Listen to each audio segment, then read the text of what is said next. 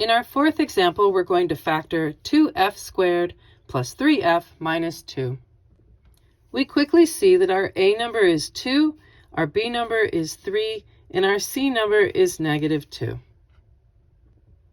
Using our graphic organizer, we multiply a times c for the top triangle, which means we're going to multiply 2 times negative 2, giving us a product of negative 4 in the top triangle. And b is in the bottom triangle, and we get 3. Let's go see where negative 4 comes from in all of its pairs of factors. So this is a little bit more involved. Since I'm tearing apart a negative number, that means that one of my numbers has to be positive while the other is negative to see what factors had multiplied to create this negative 4. So it could have been negative 1 times a positive 4, and it could have been positive 1 times a negative 4. Or it could have been positive 2 times negative 2, or negative 2 times positive 2, but that is literally the same thing when it's all said and done. So why bother to rewrite it? Okay, so let's add these up and see what we get when we look at their sums. Negative 1 plus 4, well, that is a positive 3.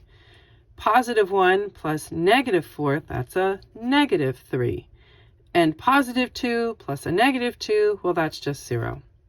And we need, a positive 3, which we see from our b number, which is the first pair of factors that we happen to explore. So we know that we can now put into the wings a negative 1 and a positive 4. Let's build our binomials, and here's our guide. So our variable of choice is an f plus my left wing divided by my a number. So that would be negative 1 divided by 2. And my second set of parentheses will be my variable f plus my right wing divided by my a number. So I have 4 divided by 2.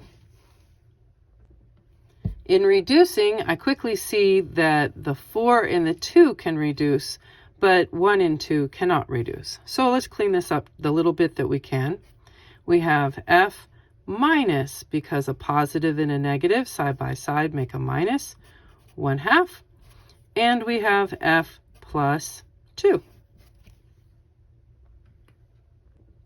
Final step, since we're not allowed to have a fraction in our final answer, we're going to take our little denominator and put him right there in between the parentheses and our variable, with 2f minus 1 is our first quantity, and f plus 2 as our second quantity. And there you go.